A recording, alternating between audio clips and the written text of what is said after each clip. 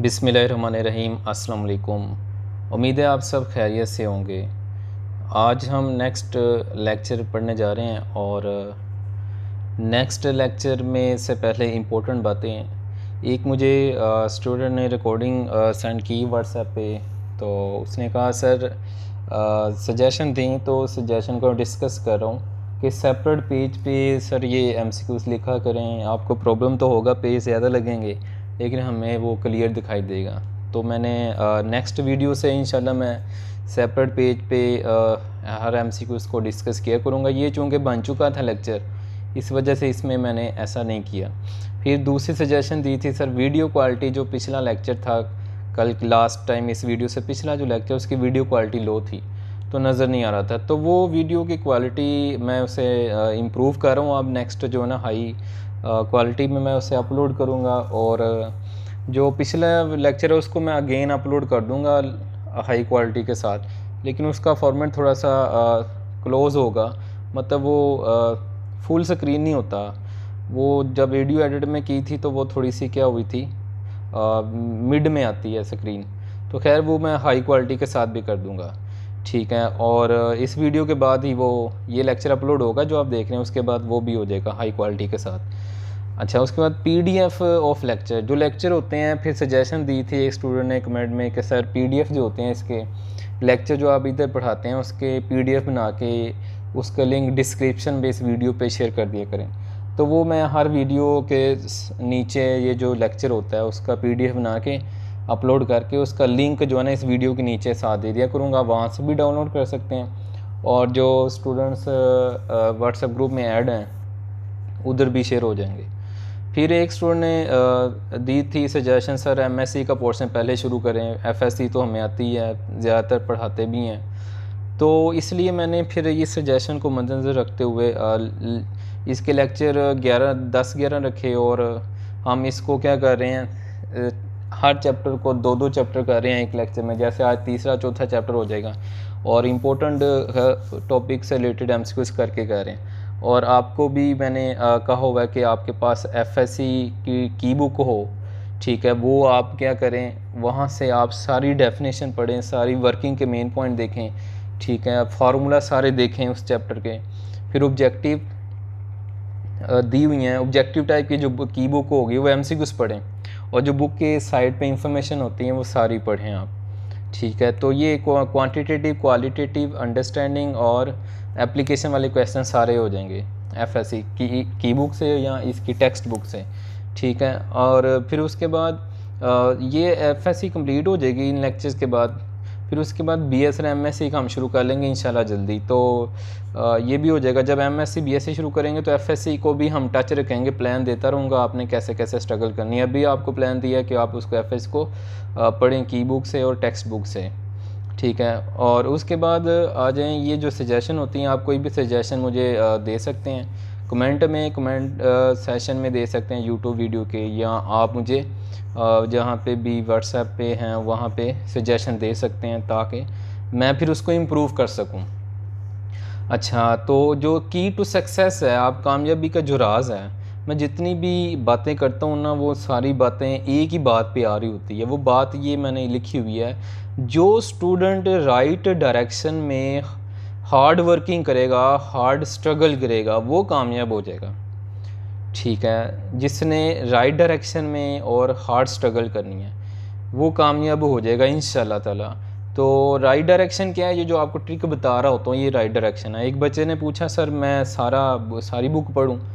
अगर आप सारा कुछ पढ़ना शुरू कर दें एफएससी बीएससी एमएससी, ठीक है, तो इतना टाइम ही नहीं है, 1.5 माह 2 माह तक बस ये पेपर हो जाने एमसीक्यूज़, ठीक है, इतना टाइम नहीं है सारा पढ़ने का। तो ये ट्रिक जो बताता हूँ इसके मुताबिक आप पढ़ेंगे, ठीक है। राइट डायरेक्शन का ये होता है टारगेटेड स्टडी करनी है हमने, और ज़्यादा हमने स्मार्ट वर्क पढ़ना है, मतलब कम टाइम में ज़्यादा पढ़ना है, ठीक है, और ज़्यादा मेहनत भी करनी है, ठीक है। तो जितनी बातें होंगी वो इस पॉइंट को ही बता रही होंगी, इसका ही मफहूम बता रही होंगी, ठीक है। पिछली जो मैंने की आपको मोटिवेशन के लिए बताई हैं वो भी इसी का ही मफहूम होगा इंशाल्लाह। नेक्स्ट हम फिर शुरू करेंगे। उससे पहले एक बात, जो कुछ स्टूडेंट्स व्हाट्सएप ग्रुप में कहते हैं सर हमें ऐड कर दें, तो मैंने उस व्हाट्सएप ग्रुप का लिंक मैं इस वीडियो के डिस्क्रिप्शन में दे रहा हूँ। उस लिंक को ओपन करेंगे तो आप व्हाट्सएप ग्रुप में ऐड हो जाएंगे। ये जो इसमें ओपन करेंगे ना, तो ये आप उस उधर कमेंट डिस्कशन नहीं कर सकते।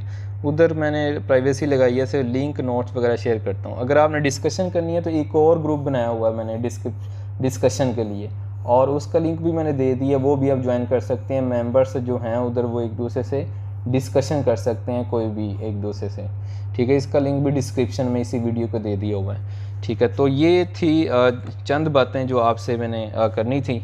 अब हम नेक्स्ट स्टार्ट करते हैं। चैप्टर नंबर 3 हमने एफएससी का शुरू कर लिया हुआ है, ठीक है। और एफएससी का जो चैप्टर 3 हमने शुरू किया है, इसके जो टॉपिक हैं उसके सारे टॉपिक को हम डिस्कस करने चाह रहे हैं स्मार्ट वर्क के थ्रू। अब स्मार्ट वर्क क्या होता है? स्मार्ट वर्क हम कहते हैं कि कम टाइम पे ज़्यादा पढ़ लें। अब उसका मैंने एक मेथड ढूंढा है कि ऐसी एमसीक्यू ढूंढूँ जिससे टॉपिक्स क्लियर होते जाएं एमसीक्यू से, ठीक है। तो अब देखें, हम वो करेंगे तो टॉपिक क्लियर होते जाएंगे। मज़ीद भी पढ़ने को मैंने आपको काम दिया होगा, ठीक है। अब ये जैसे इधर एमसीक्यूज़ दी हुई है, ये जो है ना डिस्प्लेसमेंट से इम्पल्स तक एमसीक्यूज़ अभी देख रहे हैं।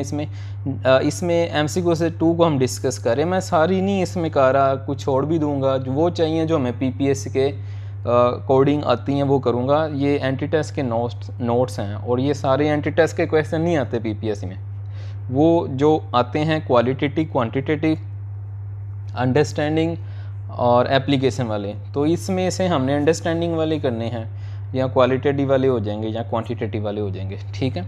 अच्छा, इसमें ये करते हैं, in the following velocity time graph the distance travelled by the body in metre is. ये ग्राफ दिया हुआ है और कहता है बताएं इस ग्राफ में कितना डिस्टेंस ट्रेवल होगा। अब इसमें कंसेप्ट छुपा हुआ है, ठीक है। तो कंसेप्ट इसमें क्या है? कंसेप्ट इसमें ये है कि ये मैंने ग्राफ अगेन ड्रा कर दिया हुआ है। इसमें अगर आप देखें, डिस्टेंस जो होता है वो होता है एरिया अंडर ग्राफ के इक्वल होता है। ये एरिया अंडर ग्राफ है, इसमें ये ट्राइंगल बन रही है, ये रेक्टेंगल है और ये अगेन ट्राइंगल है। तो ट्राइंगल का फॉर्मूला है तो हाफ लेंथ विड्थ या हाइट विड्थ। तो ये विड्थ 20 और हाइट भी 20 और ये हाफ आ गया, प्लस ये रेक्टेंगल है, length into height, length into height या विड्थ इंटू हाइट। ये 20 है, 20 से 40 तक ये 20 डिफरेंस बनेगा, और ये हाइट भी 20 है। तो 20 इंटू 20 400, और ये इसका क्या आ जाएगा 200। अब थर्ड अगेन ट्राइंगल है, half length into height. Height कितनी है ये देखें ना, यहाँ तक, ये यहाँ तक क्या हाइट बन रही है 20, और विड्थ है इधर 40 से 60 तक, तो ये भी क्या बनेगी 20 बनेगी। और इसको सॉल्व करेंगे, ये भी 200 400 प्लस 400 800, ये इसका आ जाएगा डिस्टेंस, ठीक है। नेक्स्ट हम चलते हैं एमसीक्यूज नंबर 3 पे देखने लगे हैं। The velocity time graph of particle is as shown below, it indicates that। अब इसमें क्या ग्राफ शो कर रहा है ये बताना है। ये बता रहा है कि यहाँ पे एक वेलोसिटी 0 है, स्टार्ट होगा रेस्ट से, फिर उसके बाद जब रेस्ट से स्टार्ट होगा तो ये एक्सेलरेट कर रहा है, वेरिएबल वेलोसिटी है इधर, फिर इधर ये पैरेलल हो जाएगा ग्राफ। तो ये बता रहा है कांस्टेंट वेलोसिटी हो जाएगी, इधर कांस्टेंट इधर वेरिएबल यानी एक्सेलरेट कर रहा है, और यहाँ पे रेस्ट से स्टार्ट हुआ है। तो फिर आ जाएगा particle start from rest and motion is accelerated and finally particle move with constant velocity, ठीक है। तो ये हमने देख लिया इसमें। अब देख लेते हैं ये 9 वाली, the ratio of distance to magnitude of displacement for semicircle of radius R is, ठीक है। तो ये हमने फाइंड करना, ये भी बड़ा सिंपल सा क्वेश्चन है। यानी ये इधर दिया हुआ है, इसमें यूँ कहता है कि ये सेमी सर्कल है, हाफ सर्कल बन रहा है, यहाँ से यहाँ तक हाफ सर्कल है, और इसका शॉर्टेस्ट क्या बनेगा ये डिस्प्लेसमेंट, जो कि डायमीटर, और डायमीटर किसके इक्वल होता है 2r। अगर ये सेंटर है तो ये 1 रेडियस होगा, ये 2, ये भी 1, तो टोटल डायमीटर 2 रेडियस के इक्वल होता है। और ये हाफ सेमी सर्कल है, कंप्लीट सेमी सर्कल क्या होता है 2πr। अगर हाफ है तो क्या हो जाएगा πr हो जाएगा, 2 को निकाल देंगे। तो ये डिस्टेंस क्या होगा, ये डिस्टेंस है ये वाला जिसको ऐसे लिखा है πr है, जो कि हाफ सेमी सर्कल है या हाफ सर्कमफेरेंस है, और डिस्प्लेसमेंट क्या है शॉर्टेस्ट 2r बन रहा है, r से कैंसिल तो π/2 इसका आंसर आ जाएगा, ठीक है। ये हमने इसमें देख लिया। अब उसके बाद नेक्स्ट चलते हैं 10 पे। If displacement of body is 0 then the displacement covered by body is. देखें जब डिस्प्लेसमेंट 0 हो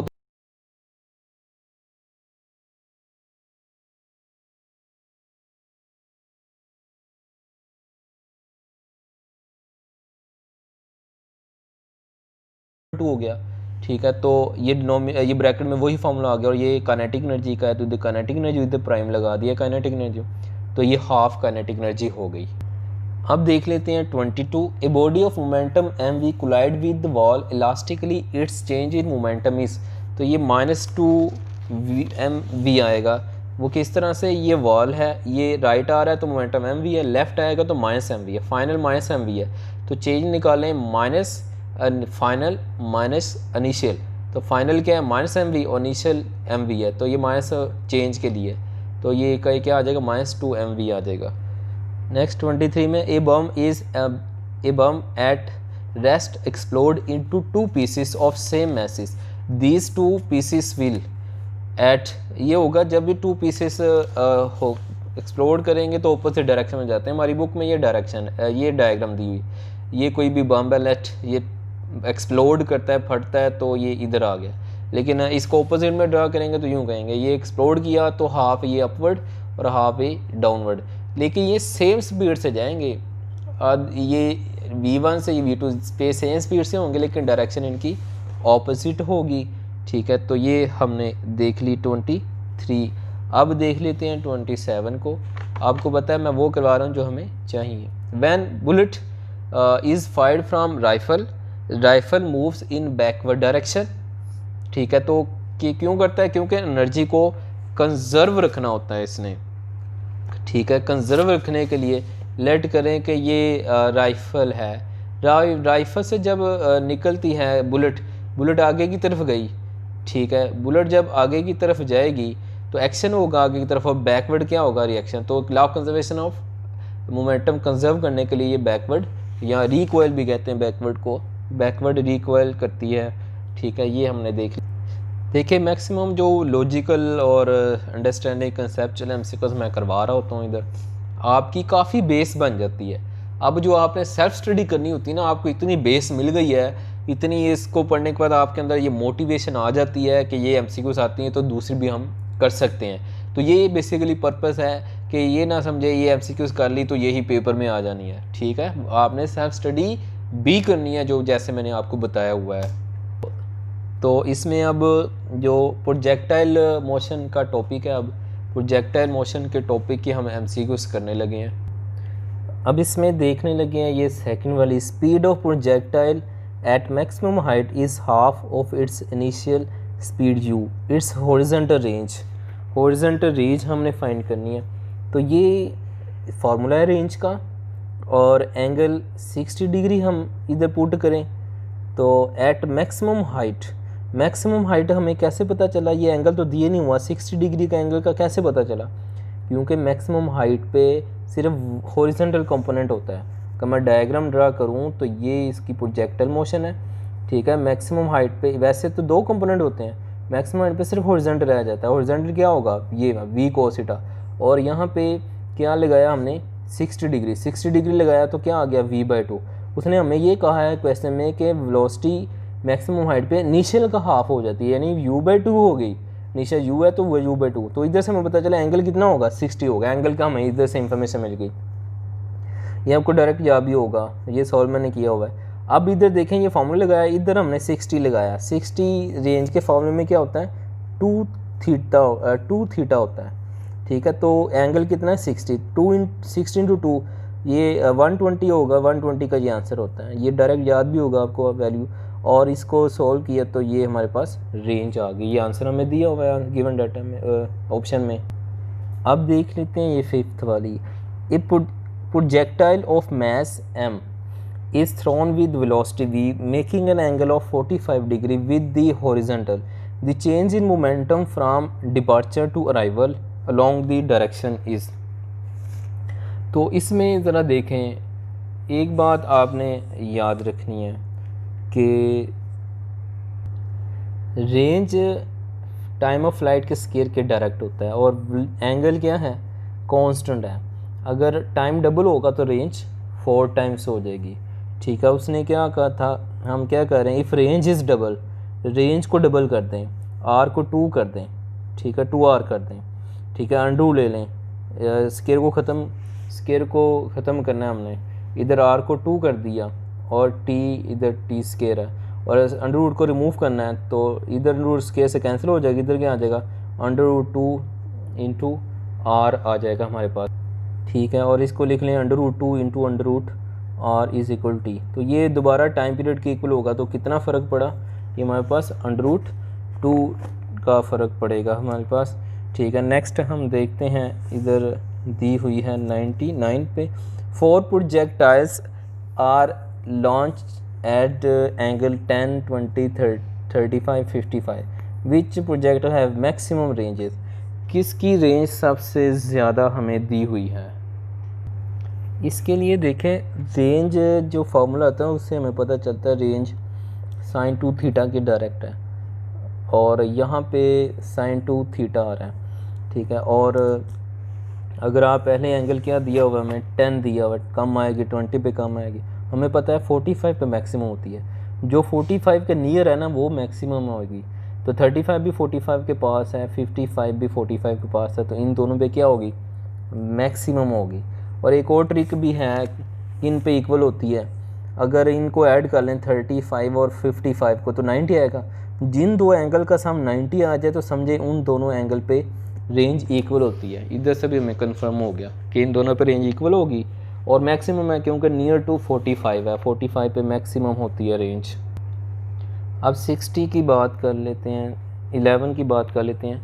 the range of projectile eight 30 which with vertical is R, the angle at what angle with horizontal its range will R, ठीक है। ये एक MCQ, उसको ज़रा diagram से समझें। इसमें कहता है कि हमारे पास जो रेंज है ना, ये मैंने ड्रा की हुई है रेंज, देखें जो ये हॉरिजॉन्टल लाइन है, इसका एंगल वर्टिकल से दिया हुआ है 30, हमें बताया है कि एंगल हमेशा हॉरिजॉन्टल से लेते हैं, तो हॉरिजॉन्टल से कितना बनेगा, ये 90 है, 90 में से ये 30 माइनस कर दें तो 60 आ जाएगा, तो 60 बनेगा हॉरिजॉन्टल से। और 60 जब पुट करेंगे हमें पता है 60 पे जो रेंज आएगी वही आंसर 30 पे भी आ रहा होता है। तो 30 पे और 60 पे रेंज इक्वल होती है, क्योंकि जब रेंज के फॉर्मूले में हम 30 डिग्री और 60 डिग्री पुट करते हैं तो आंसर सेम आता है। तो फिर हम इधर कहेंगे कि क्या होगा, ए एंड सी, ए 60 और सी 30 है, दोनों पे रेंज कैपिटल आर आएगी, मतलब सेम आएगी इधर, ठीक है। आगे ballistic missile are used for, ये लास्ट टॉपिक है 3rd चैप्टर का। बैलिस्टिक मिसाइल शॉर्ट रेंज के लिए होते हैं और अनबैलिस्टिक जो है लॉन्ग रेंज के लिए होते हैं। बैलिस्टिक कम डिस्टेंस के लिए यूज़ होते हैं। प्रोजेक्टाइल मोशन इज़ 3 डिमेंशनल है, 2 डिमेंशनल है, तो आपको पता है ये डेफिनेशन में है, 2 डिमेंशनल मोशन होती है। अब एक्स वाई दोनों कंपोनेंट होते हैं। 14 पे आ जाएँ, ballistic flight is the motion under gravity भी होती है, इनर्शिया भी होती है, ये बोथ ए एंड बी आ जाएगा। 15 पे आ जाए, projectile is thrown at angle theta during its upward flight, the angle of velocity vector with Y axis increases, इसका आंसर आएगा। ये बड़ा इम्पोर्टेंट MCQ कंसेप्ट है। इसमें देखें ये मैंने थ्रो किया, ये हॉरिजॉन्टल वर्टिकल और चलते जाते ये यहाँ तक आ गया, और यहाँ पे जब आता है मैक्सिमम हाइट पे तो वर्टिकल नहीं होता। अब ये वेलोसिटी, ये वर्टिकल वेलोसिटी, ये हॉरिजॉन्टल, इसका रिजल्टेंट ये वाला आएगा सेंटर पे, इस तरह इधर ये रिजल्टेंट आएगा, इन दोनों का ये रिजल्टेंट आएगा।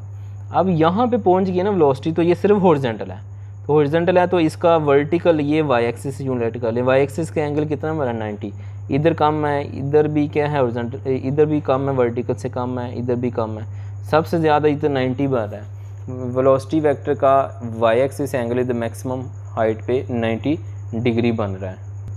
अब इसमें देखते हैं, ball is projected 45 if horizontal range is 10, velocity is, अच्छा ये सिंपल है, इस रेंज का फॉर्मूला लगाएं और पुट करें, आंसर आ जाएगा। हम 19 पे चलते हैं। If r is equal to 4/√3 into h, the angle of projection is, ये 60 डिग्री आएगा, इसको डायरेक्ट भी याद रख लें, ठीक है। सॉल्व करना है तो कर लें आप, कैसे सॉल्व होगा, ये फॉर्मूला लिखा, r हाइट का फॉर्मूला ये होता है, रेंज का फॉर्मूला ये होता है, इधर r और हाइट का फॉर्मूला लिखें, सॉल्व करें तो 60 डिग्री आंसर आ जाएगा, ठीक है। तो सॉल्व आप खुद कर लें, नहीं तो डायरेक्ट याद रख लें, इस तरह लॉजिकल आपको आ सकता है। अब देख लेते हैं ये 27 Galileo rights angle of projection. आसान फाज में आपको बता दूं, एंगल है हमारे पास 45, अगर उसमें सेम एंगल थीटा ऐड करें और उसी में सेम एंगल थीटा माइनस करें तो इन दोनों पे रेंजेस इक्वल होती हैं, रेंजेस इक्वल होंगी तो उनकी रेशो क्या आ जाएगी 1:1 आ जाएगी, ठीक है, न्यूमेरिकल BFSE का। अब उसके बाद चलते हैं 28। In projectile motion the velocity, projectile motion में वेलोसिटी क्या होती है? प्रोजेक्टल मोशन में जो ऑप्शन है इज़ ऑलवेज परपेंडिकुलर, नहीं। Is always is perpendicular to acceleration for half journey, no. Is never perpendicular to acceleration, no. Is perpendicular to acceleration at one instant. ये भी बता के आ रहा हूँ ना, पीछे MCQs हमने की कि ये जो मैक्सिमम हाइट पे है ना, यहाँ पर ये वेलोसिटी वेक्टर वाई एक्सिस के साथ एक एंगल, एक मैक्सिमम हाइट पे वाई एक्सिस के साथ ये वेलोसिटी वेक्टर 90 एंगल बनाती है और कहीं पे नहीं बनाती, ठीक है। तो ये ऑप्शन आ गई डी, ठीक है। उसके बाद 29 पे देख लें, 30 पे चलते हैं हम। 30 पे देखें, the acceleration of projectile is at maximum height. तो देखें ये भी बड़ी मिसअंडरस्टैंडिंग होती है स्टूडेंट्स को, ज़्यादातर लोगों को, कि ये जब हाइट इसको थ्रो किया ना, तो देखें इसके दो कंपोनेंट थे, ये दो थे। अब इधर आ गया तो इधर सिर्फ वर्टिकल कंपोनेंट है वेलोसिटी का, सॉरी हॉरिजॉन्टल कंपोनेंट है यहाँ पे। मैक्सिमम हाइट पे सिर्फ हॉरिजॉन्टल होगा, वर्टिकल क्या हो जाता है 0। अब देखें यहाँ पे जब हॉरिजॉन्टल वेलोसिटी इसकी रुकेगी, एक वेलोसिटी कम हो गई है तो वो कहते हैं जी भी कम हो जाता है। या आप इसको थ्रो करें बॉडी को, मैक्सिमम हाइट पे जाके रुकेगा, फिर नीचे आना है इसने, तो जब मैक्सिमम हाइट पे रुकता है वेलोसिटी 0 हो जाती है। तो लोग कहते हैं वेलोसिटी 0 तो एक्सेलेरेशन 0, नहीं भाई ऐसे नहीं कहना। वेलोसिटी 0 एक्सेलेरेशन तो 0 होगा, लेकिन इधर कौन से एक्सेलेरेशन की हमेशा बात कर रहे होते हैं? ग्रेविटेशन एक्सेलेरेशन की बात करते हैं। ऑप्शन में ग्रेविटेशन एक्सेलेरेशन दिया होगा तो फिर आप कहेंगे इधर एक्सेलेरेशन क्या होगा, जी होगा मैक्सिमम हाइट पे, ठीक है। बात को समझना है, प्रोजेक्टाइल मोशन में मैक्सिमम इट्स हाइट पे क्या होगा, जी होगा। और अगर आपसे कहे डायरेक्शन क्या है जी की, तो वो क्या होगी, डाउनवर्ड होगी। अब ये चैप्टर 4 के MCQ शुरू होने लगे हैं। FSE का चैप्टर 4 है, वर्क एंड एनर्जीज़ का नाम है, ठीक है। तो इसके कम हैं MCQs क्योंकि 3rd चैप्टर काफ़ी लेंथी था। तो इसमें देखते हैं, a solar panel delivers 100 watt for 1 minute, how much energy does it deliver, ठीक है। तो ये बड़ा सिंपल है। आप पावर का फार्मूला लिखें।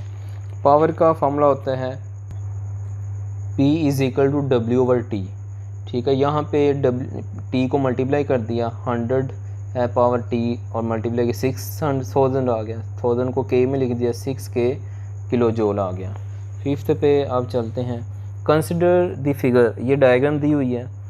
कहता है for which value of theta work done is set to be maximum. Y axis से एंगल है और कब वर्क डन मैक्सिमम होगा, ये बहुत इंपॉर्टेंट कंसेप्ट है। ज़रा देखें, ये वाई एक्सिस से एंगल दिया हुआ है, ठीक है। अब इसके जो कंपोनेंट बनेंगे, एक ये वाला बनेगा और एक ये बनेगा।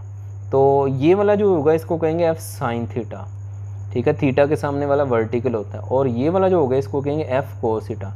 अब देखिए एक्स डिस्प्लेसमेंट के कौन सा पैरेलल है फोर्स का कंपोनेंट, ये फोर्स का कंपोनेंट डिस्प्लेसमेंट के क्या आ रहा है, पैरेलल। तो हम इसमें पैरेलल कंपोनेंट लेते हैं, आप जानते हैं वर्क डन में। तो ये वाला साइन थीटा वाला डी के पैरेलल है, इनको मल्टीप्लाई किया तो ये FD sin थीटा फार्मूला बन गया। आपने जो फार्मूला पढ़ा हुआ है वर्क डन का, आप क्या पढ़ते हैं कि वर्क डन का फार्मूला होता है W = FD cos थीटा।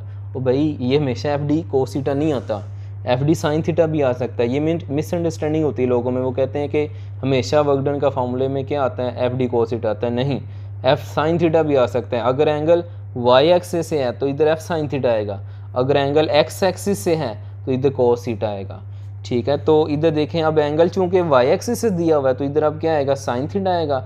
और हमें उसने पूछा है मैक्सिमम कहाँ पे होगा, तो मैक्सिमम कहाँ पे होगा, 90 अब लगाएंगे तो क्या आ जाएगा, sin 91, तो ये मैक्सिमम आ जाएगा। वैसे अगर एंगल हॉरिजॉन्टल से होता तो 90 पे 0 होना था, अब चूंकि एंगल Y एक्सिस से है तो 90 पे क्या आ रहा है, मैक्सिमम आ रहा है। तो फिर राइट ऑप्शन में ये इसका क्या आ जाएगा, बी ऑप्शन 90 डिग्री आ जाएगा। अब कहता है ऊपर वाले क्वेश्चन में कहता है in above question 5 which component of force does work.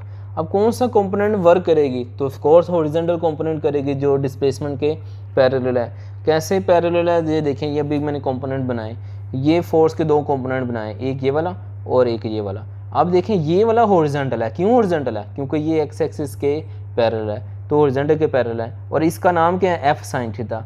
F sin theta किसके इक्वल है, इसको Fx कहेंगे, Fx = F sine theta horizontal component है, जिसको इधर उसने एफ एक्स लिख दिया। अगर वैल्यू दी होती तो एफ साइन थीटा आना था, F X is equal to sine theta.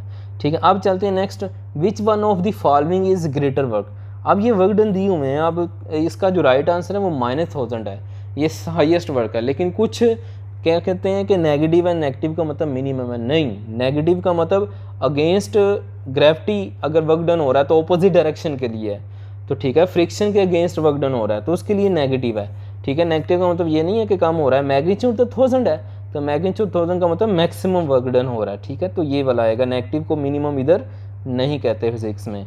ठीक है, अब 10 देख लेते हैं। इसमें 10 में कहता है a car is accelerating towards a hill station, its kinetic energy and potential energy दोनों इंक्रीज होंगी। स्टिल क्या कर रही है, हिल स्टेशन है, ऊपर की तरफ ये कार मूव कर रही है, तो मूव करते हुए जा रही है।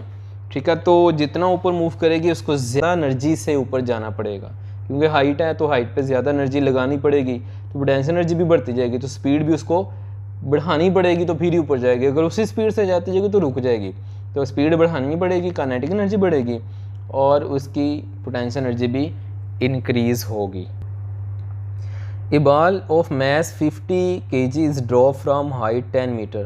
After rebound, it's come to height of 5 meter. The percentage loss in potential energy. अब देखें वो कह रहा है कि 50 kg को जब हमने 10 मीटर से ड्रॉप किया तो 5 मीटर पे आके जब मिड में आ जाएगा। ठीक है, ये लेट करें, ये 10 मीटर हाइट है। ठीक है, और ये मिड में आएगा, तो मिड में आएगा तो कितनी पोटेंशियल एनर्जी कन्वर्ट हुई होगी काइनेटिक में, 50% कन्वर्ट हुई होगी, जिसको हम लॉस की टर्म में कहेंगे कि 50% लॉस हो गई, यानी कन्वर्ट हो गई है, तो 50% आ जाएगा। अगर कोई और वैल्यू दी हो तो फिर आप फार्मूले से निकाल सकते हैं, अभी फार्मूला लगाने की जरूरत नहीं, आप डायरेक्ट बताएंगे। अगर कोई और वैल्यू हो तो परसेंटेज लॉस किसके इक्वल होता है, potential energy minus kinetic energy divided by potential energy into percentage of 100। Potential energy जितनी दी हो, काइनेटिक एनर्जी जितनी दी हो, वो पोटेंशियल डिवाइड करें, ना दी हो तो हाफ एम बी मास दिया होगा, ठीक है, हाइट दी होगी, वो सोल्व करके आप अलग निकाल के पुट कर सकते हैं। अब चलते हैं हम 18 की तरफ। कह रहा है, इसमें कहता है which of the following relation of energy conservation is 2। कौन सा एनर्जी कंजर्वेशन 2 है, ये वाला C2 है, क्योंकि ये क्या होता है फॉर्मूला कि जो टोटल एनर्जी होती है ना पोटेंशियल एनर्जी, वो क्या होती है, एक तो इक्वल होती है काइनेटिक एनर्जी में कन्वर्ट हो रही है plus work done against friction हो रही है। अगर बॉडी ऊपर से नीचे की तरफ आ रही है, लेट करें मैं कहता हूँ ये हाइट से नीचे की तरफ फॉल कर रही है। ठीक है, जब हाइट से नीचे की तरफ फॉल करेगी तो नीचे की तरफ आ रही है, तो पोटेंशियल एनर्जी थी इसकी 10, और जब नीचे आएगी तो किस में कन्वर्ट हो रही है, लेट काइनेटिक एनर्जी में कन्वर्ट हो रही है, 9 काइनेटिक एनर्जी में कन्वर्ट होगी, और रास्ते में एक किस में कन्वर्ट हो जाएगी, अगेंस्ट फ्रिक्शन कन्वर्ट हो जाएगी। तो इस 9 + 1 को करेंगे तो ये भी टोटल 10 ही आ जाता है। तो ये टोटल 10 किसके इक्वल होगा, against friction plus kinetic energy के इक्वल आएगा। अब इसमें 24 देखते हैं, ratio of dimension of power to kinetic energy. ठीक है, पावर का जो पावर और काइनेटिक एनर्जी की डायमेंशन की रेशियो यानी यूनिट की रेशियो बतानी है। पावर का joule second per second, kinetic energy का जॉल, ये सेकंड डिनोमिनेटर में आ जाएगा, जॉल से कैंसिल हो जाएगा, सेकंड की डायमेंशन टाइम कैपिटल टी से लिखते हैं, तो ये क्या आ जाएगा 1:T आ जाएगा। ठीक है, अब देख लेते हैं, ये लास्ट MCQs करवा रहा हूँ इस चैप्टर की फ्रेंड है। When bob of second pendulum complete one vibration, what is the net work done? तो 0 होगा वर्क डन। क्यों बोला, देखें, अगर ये मैंने डायग्राम बनाई है, इसको दोबारा बना लेता हूँ। ये पेंडुलम है, ठीक है, यहाँ से स्टार्ट लेता है, यहाँ से ये यहाँ पे आ जाता है। जब यहाँ पे आएगा तो ये वाला शॉर्टर डिस्प्लेसमेंट होगा, जब वापस जाएगा तो ये डिस्प्लेसमेंट वापस की तरफ नेगेटिव में होगा। राइट आ रहा था तो ये पॉजिटिव में होगा, पॉजिटिव D और नेगेटिव D इनको ऐड करेंगे तो टोटल कितना आ जाएगा, कैंसिल होकर 0 डिस्प्लेसमेंट। जब डिस्प्लेसमेंट ही 0 है, F.D डिस्प्लेसमेंट का फॉर्मूला, डिस्प्लेसमेंट 0 तो वर्क डन भी 0 हो जाएगा। तो ये हमने आज FSC के 2 चैप्टर के कर लिए, चैप्टर 3 और 4 के कर लिए, कल हम चैप्टर 5 और 6 के करेंगे। और ये FSC हम जल्द से जल्द कंप्लीट करके, और साथ साथ मैं असाइनमेंट दे रहा हूँ, बुक लगवाई हुई है, आपको कहा हुआ है कि वो बुक लें, ऑब्जेक्टिव के लें, FSC की टेक्स्ट बुक से भी करें, और फिर एक कोई भी PPSC की ले लें तैयारी के लिए, उधर से करते जाएं। ठीक है, ये तैयार करते जाएं और ये कंसेप्ट आप करते जाएं, तो मज़ीद प्लानिंग आपको बताता जाऊँगा हर लेक्चर के साथ। तो मिलते हैं, इजाज़त दें, नेक्स्ट लेक्चर में मिलेंगे। अल्लाह हाफिज़।